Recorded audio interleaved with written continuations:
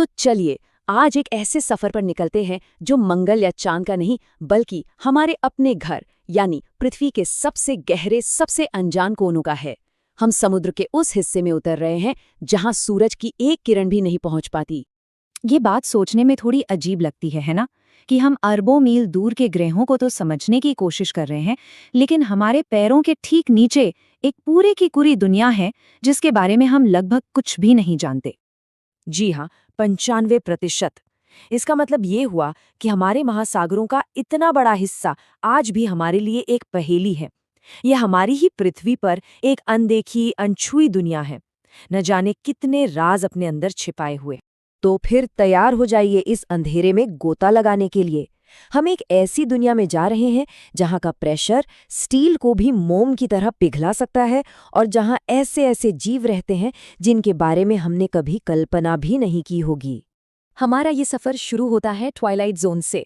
जरा सोचिए, हम उस जगह पहुंच रहे हैं जहां सूरज की आखिरी किरणें भी दम तोड़ देती हैं और बस यहीं से जिंदगी एक बिल्कुल नया और अजीब रूप लेना शुरू कर देती है। और यहाँ हमारा सबसे पहला सामना होता है वैम्पायर स्क्विड से। ये एक ऐसी जगह पर रहता है जहाँ ऑक्सीजन मतलब लगभग है ही नहीं। एक ऐसा माहौल जहाँ ज्यादातर जीव एक पल भी जिंदा नहीं रह सकते। ये सच में कुदरत का एक करिश्मा है। अच्छा, नाम सुनकर तो यही लगता है ना कि ये कोई खूंखार शिकारी होगा, कोई ड्रैक्युला टाइप। पर सच्चाई तो ये है कि ये गहरे समुद्र के सबसे शांत जीवों में से एक है। ये किसी का खून नहीं पीता, बल्कि ऊपर से गिरने वाले समुद्री कचरे, जिसे मरीन स्नो कहते हैं, उसे खाकर अपना गुजारा करता है ना? अजीब बात। अच्छा, एक सवाल है, क्या होगा अगर किसी का सर पूरी तरीके से पारदर्शी हो, ट्रांसपेरेंट? सुनने में बड़ा अजीब लग रहा है, लेकिन गहरे समुद्र में एक जीव है जिसके पास इसका जवाब है। तो चलिए मिलते हैं बैरल आई फिश से। जरा इसे देखिए, इसका सिर पूरी तरह से ट्रांसपेरेंट है, जैसे कोई कांच का गोला लगा हो, और इसकी आंखें वो इसके सिर के अंदर हैं जो सीधे ऊपर की तरफ देखती हैं ताकि ये अपने ऊपर तैर रहे शिकार पर नजर रख सके। और सबसे कमाल की बात तो ये है कि वैज्ञानिकों को भी हाल ही में पता चला है कि ये अपनी आंखों को घुमा भी सकती हैं। अब हम और भी नीचे जा रहे हैं, आधी रात के क्षेत्र में। यहाँ सूरज की रोशनी का कोई नामो निशान तक नहीं है। यहाँ सिर्फ और सिर्फ घना, कभी न खत्म होने वाला अंधेरा है, और इस अंधेरे में जिंदा रहने के लिए यहाँ के जीवों को अपनी रोशनी खुद बनानी पड़ती है। इस घने अंधेरे में अचानक एक छोटी सी रोशनी चमकती है। ये एंगलर फिश का लालच है, एक ऐसा जाल जो बेचारे शिकार को अपनी ओर खींचता है, और जैसे ही कोई जिज्ञासावश पास आता है, खेल खत्म।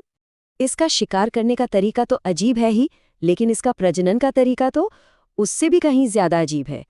नर एंगलर फिश मादा से चिपक जाता है और धीरे धीरे उसका पूरा शरीर उसी में घुल मिल जाता है, हमेशा के लिए उसका एक हिस्सा बनकर। सच में प्रकृति की कल्पना के आगे कुछ भी नहीं। चलिए अब समय में थोड़ा पीछे चलते हैं, बहुत पीछे। मिलिए गॉब्लिन शार्क से। इसे एक जीवित जीवाश्म भी कहा जाता है, एक ऐसा जीव जो डायनासोर के जमाने से लेकर आज तक बिल्कुल भी नहीं बदला है। सोचिए, ये जीव करोड़ों सालों से यहाँ है। ये इतना परफेक्ट शिकारी है कि इसे अपने अंदर कोई बदलाव लाने की जरूरत ही नहीं पड़ी। और इसका शिकार करने का तरीका, अरे बाप रे, इसका जबड़ा बिजली की तेजी से बाहर निकलता है, बिल्कुल किसी हॉरर फिल्म के सीन की तरह। इस अंधेरे में एक जादू भी है जिसे बायोल्यूमिनेसेंस कहते हैं। ये कुछ और नहीं बल्कि इन जीवों के शरीर से निकलने वाली रोशनी है। वे इसका इस्तेमाल शिकार करने, खुद को बचाने और यहाँ तक कि एक दूसरे से बात करने के लिए भी करते हैं। ये रोशनी की एक छिपी हुई भाषा है। यह हमें एक बहुत गहरी बात सिखाता है ना, कि जब आपके आसपास कोई रोशनी न हो तो हमें अपनी रोशनी खुद बनना पड़ता है। इन जीवों ने इस अंधेरे में यही तो सीखा है। अब हम अपनी यात्रा के सबसे गहरे हिस्से में पहुंच रहे हैं, पाताल में।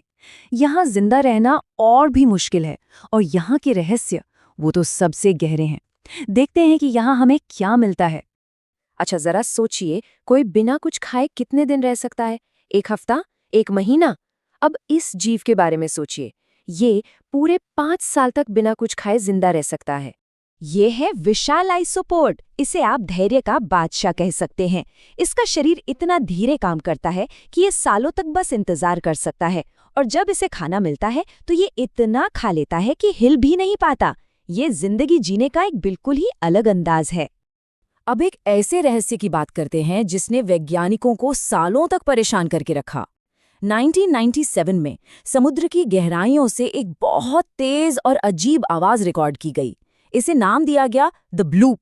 सवाल ये था, क्या ये किसी विशाल अनजान समुद्री राक्षस की आवाज थी? सालों की रिसर्च के बाद वैज्ञानिकों ने पाया कि ये आवाज किसी जीव की नहीं, बल्कि एक बहुत बड़े बर्फ के पहाड़ के टूटने की थी। तो कोई मॉन्स्टर नहीं था। लेकिन ये हमें सोचने पर मजबूर करता है कि अगर सिर्फ एक बर्फ का टुकड़ा इतनी तेज आवाज कर सकता है, तो न जाने और क्या-क्या रहस्य बाहर नीचे छिपे होंगे। अब हम अपनी यात्रा के आखिरी पड़ाव पर हैं। हम पृथ्वी के सबसे गहरे बिंदु पर जा रहे हैं, लेकिन दुख की बात यह है कि वहां जो मिला वो बहुत ही चिंताजनक था। मारियाना ट्रेंच की गहराई का अंदाजा लगाना भी मुश्किल है। मतलब अगर हम दुनिया के सबसे ऊंचे पहाड़ माउंट एवरेस्ट को इसमें डाल दें तो भी उसकी चोटी पानी के 1 मील नीचे होगी। ये हमारे ग्रह की सबसे गहरी, सबसे निचली जगह है। और यहीं पर एक दिल तोड़ने वाली सच्चाई सामने आती है। हम इंसान शायद वहां तक पहुंचे हों या नहीं, लेकिन हमारा फेंका हुआ कचरा वहां पहुंच गया है। हमारा प्लास्टिक पृथ्वी के सबसे गहरे, सबसे अनछुए हिस्से में तैर रहा है। तो ये सफर हमें एक सवाल के साथ छोड़ जाता है। क्या हम इस छिपी हुई दुनिया को पूरी तरह बर्बाद होने से पहले इससे खोज पाएंगे, समझ पाएंगे और बचा पाएंगे? क्योंकि अगर हमने इन रहस्यों को हमेशा के लिए खो दिया, तो हम अपने ही ग्रह का एक बहुत बड़ा हिस्सा खो देंगे और ये दुनिया शायद थोड़ी और अकेली हो जाएगी।